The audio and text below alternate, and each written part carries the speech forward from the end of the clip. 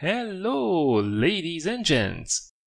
So, we didn't have this series on the channel for a while now, but since some of you were actually interested in seeing again some of my own games as well, I saved up a couple of the better ones for you. Today on the menu is then a tier 9 machine that I really enjoyed playing, a lot more than I expected it to be honest.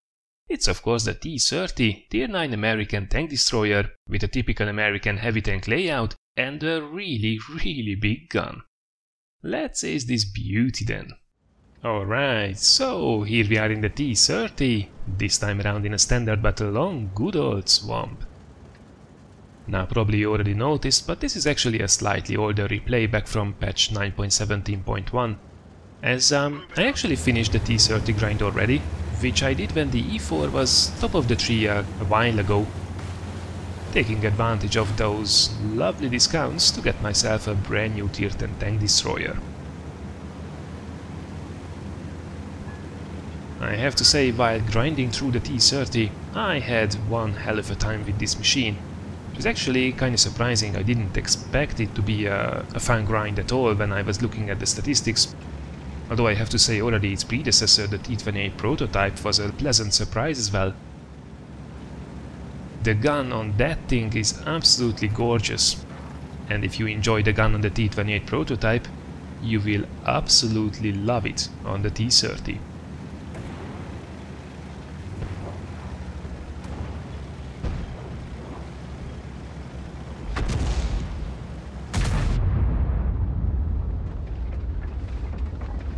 Fellow tier 9 tank destroyer, goodbye! Nice little shot there. But of course shooting at a convoy is not really an impressive thing for anything that's tier 9. That thing is rather lightly armored. Hopefully we can get our teeth into something a little bit more heavily armored in a minute or two. So in the beginning I was coming here to this corner, which is the usual camping spot from where the players will try to smack down the enemy heavies as they advance towards the ruins. However, it seemed that the enemy heavies decided not to lemming train this time around, which is actually not a bad decision on their behalf. Unfortunately though, we have to be a little bit more active if we want to get that damage done.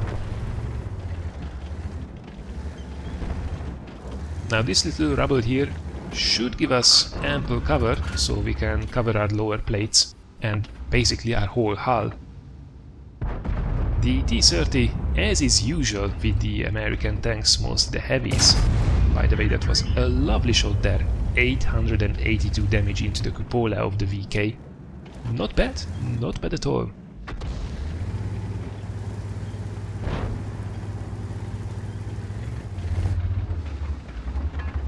So the layout of this tank, or better say tank destroyer, is the rather average American setup, as we smack one right through the sides of the FV202 as well. You shouldn't really try to side scrape against 155mm guns, at least not in most machines. So, layout. Hull from the front, from the sides, from the back, complete garbage. You really won't bounce anything in this thing that you will encounter. The turret is massive as well, so it's a huge target from the sides. If you can get it hull down though, it's pretty tough, although it's not without its weak spots. We are trying to go for the lower place there, but then change our mind and snipe another one into the cupola. The tier 9, quite heavily armored heavy tank is evaporating really rapidly under this much firepower.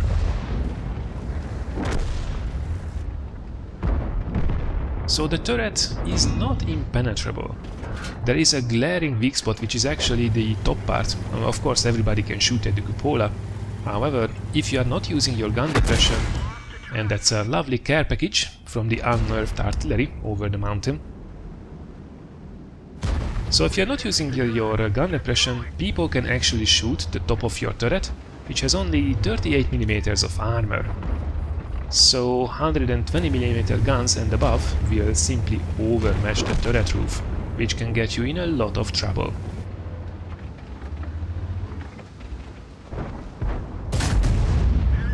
I guess you could see how powerful this 155mm boomstick is. Absolutely gorgeous. It takes quite a long time to reload it, The base reload on this thing is 20 seconds, which you can get down with gun rammers and cruise kills and whatnot, but it will take its time to reload. Once it's reloaded though, 276mm of penetration on the standard AP rounds, and then we didn't even mention the APCR shells, which, quite frankly, there won't be a lot of situations when you will have to resort those.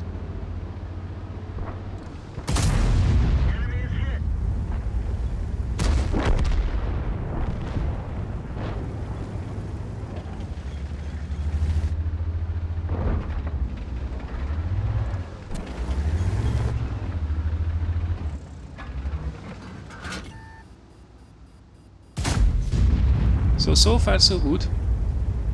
We missed a shell there on the AMX, but that was more down to us than to the gun itself. This thing is fairly accurate actually, 0.35 meters dispersion, and while it requires a fair bit to aim, once it's fully aimed, it will obliterate the targets most of the time. Now this, by the way, here is a rather lovely location. We can get hulled down against the enemies in front of us, and even if they flank around, which it seems the MX-1390 is about to do, we will still have a ridge line between us, which is crucial in this thing.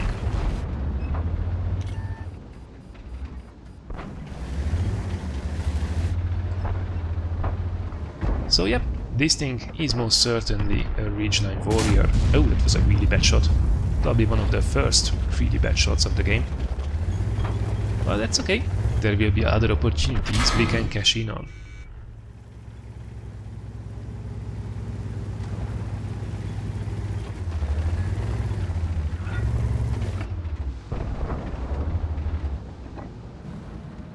Now we have to keep an eye on that batch at 25 TAP. He is most probably reloading right now, but as soon as he is good to go, we could be in a hell of a lot of trouble.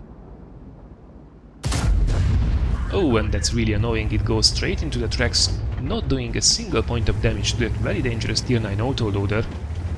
And that's a tank that could obliterate this flank completely. If that guy flanks us unchecked, he can basically take both of us out with the IS-5 in a single magazine. Well, what's that? 110 up there in front? Lovely shot there in the side. I have to say, this is one of the things which I really absolutely adore from this machine. People will fear that gun that you are wielding. Nobody wants to lose 750 damage on average, because if this thing hits, you basically use half your hit points instantly.